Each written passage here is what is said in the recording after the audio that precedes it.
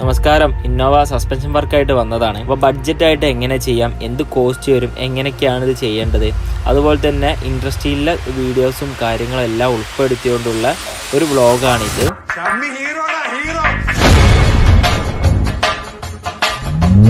ഇതിപ്പോൾ നമ്മൾ already test drive ഒക്കെ ചെയ്ത് കംപ്ലൈൻ്റ് ഒക്കെ അറസ്റ്റ് ചെയ്തിട്ടുണ്ട്.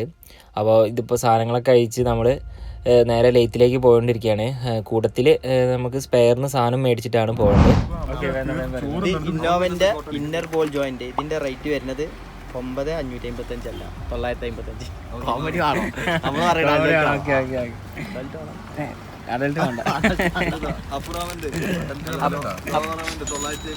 അപ്രാമന്റ് 2 പീസ് കംപ്ലൈന്റ് ഉണ്ട്. അങ്ങനെ 2 ചേഞ്ച് ചെയ്യാണ്. ഒന്നിന്റെ വില ബോഷ് തന്നെയാണ്. ഇത് ടാൽബ്രോസ് ഒന്നല്ലേ, ഏതോ ഒരു ചാട്ടൻ കമ്പനി.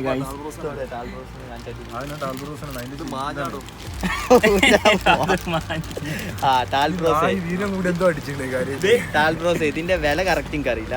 ഏകദേശം ഒരു 900 രൂപ റേഞ്ച് ഒരു പീസിന്.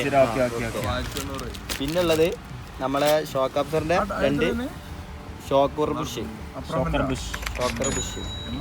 ഷോക്ക് അബ്സർ ബുഷ്, അത് 2 കംപ്ലൈന്റ് ഉണ്ട്. ഇതിനാണ് ഒരു കിറ്റിന്റെ വില 518 MRP കാണിക്കുന്നത്. ഏകദേശം ഒരു 100-500 രൂപയ്ക്ക് സംഗതി കൈമ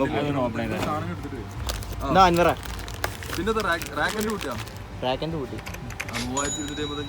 ഓക്കെ, അപ്പോൾ സ്പെയറിന് 3255 രൂപ. നമ്മൾ 3 സാധനങ്ങളാണ് എടുത്തത്. ഒന്ന് ഇന്നർ ബോൾ ജോയിന്റ്, ഷോക്ക് അബ്സറിന്റെ ഒരു ബുഷ്, അപ്പർ കൺട്രോൾ ആർമിന്റെ എൻഡ്. ഈ 3 സാധനമാണ് എടുത്തത് നമ്മൾ.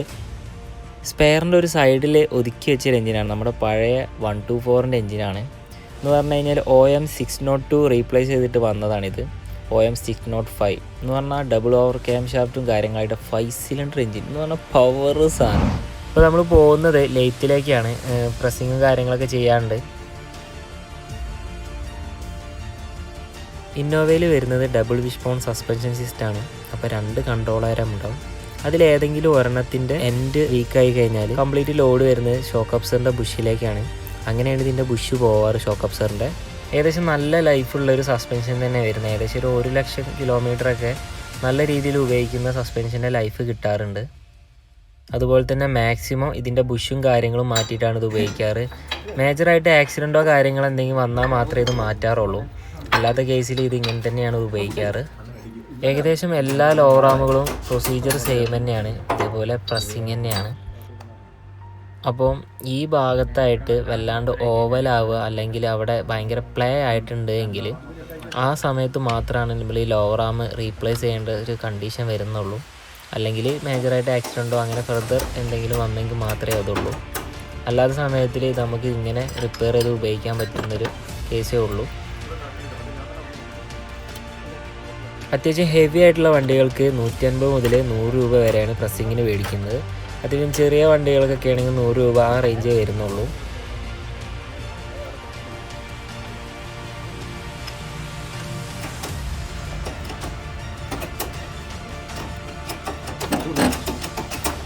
അപ്പോൾ നമുക്ക് ഇൻഡസ്ട്രിയിൽ കോസ്റ്റ് വന്നത് ഒരു ലോറാം അടിക്കാൻ 150 രൂപയാണ്. 2 അടിച്ചിട്ടുണ്ട്, അപ്പോൾ 300 രൂപ. പിന്നെ 2 ഷോക്ക് അടിക്കാൻ, ഒരു ഷോക്കിൻ്റെ ബുഷ് അടിക്കാൻ 100 രൂപയാണ്. അപ്പോൾ മൊത്തം നമുക്ക് ഇവിടെ വന്നത് 500 രൂപയാണ് വന്നത്.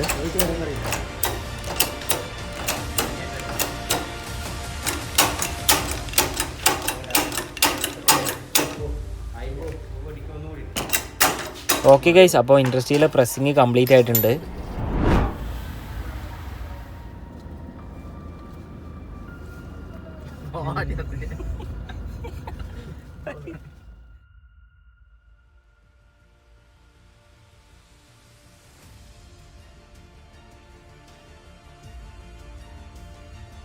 മാനുഫാക്ചർ റെക്കമെൻഡ് ചെയ്യുന്ന ടോർക്കിൻ്റെ സ്പെസിഫിക്കിൻ്റെ ചെറിയ ലിസ്റ്റ് ഞാൻ അതിൽ ആഡ് ചെയ്യാം.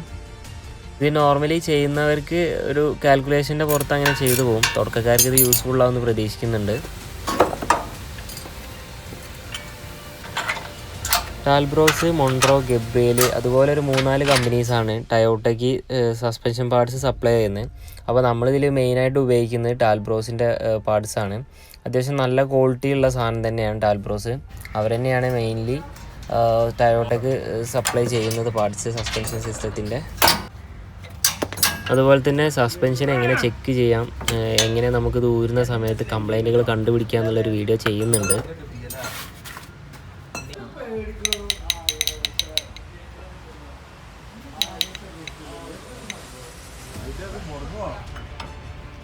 അതുപോലെ തന്നെ തൈറാഡിൻ്റെ ഊരുന്ന സമയത്ത് ത്രെഡ് എണ്ണി വെക്കുക അല്ലെങ്കിൽ മാർക്ക് ചെയ്ത് വെക്കുക.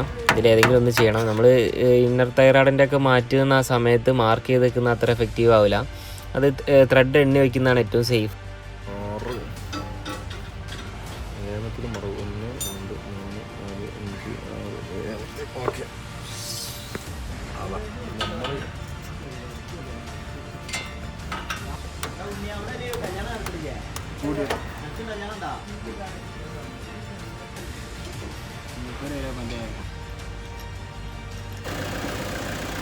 ഓക്കെ ഗൈസ്, അപ്പം വർക്ക് കംപ്ലീറ്റ് ആയിട്ടുണ്ട്. സ്റ്റിയറിങ്ങിന് ലൈറ്റായിട്ടൊരു ചെരിവുണ്ട്. അപ്പോൾ അത് അലൈൻമെൻറ്റിൽ ക്ലിയർ ആക്കാം. അപ്പോൾ നമുക്ക് ടോട്ടലായി ഇതിൽ വന്നത് ലേബറായിട്ട് 1200 രൂപ, അതുപോലെ തന്നെ ഇൻഡസ്ട്രിയൽ ചാർജ് 500, ടോട്ടലായിട്ട് സ്പെയർ മേടിച്ചത് 3255. അപ്പോൾ ടോട്ടലായത് 4955 രൂപയാണ്. അപ്പോൾ ഇതുപോലെ ഓട്ടോമൊബൈൽ റിലേറ്റഡ് ആയിട്ടുള്ള വീഡിയോസിന് വേണ്ടിയിട്ട് ചാനൽ സപ്പോർട്ട് ചെയ്യുക. വീഡിയോ ഇഷ്ടപ്പെട്ടാൽ ലൈക്ക് ചെയ്യുക. Thank you for watching.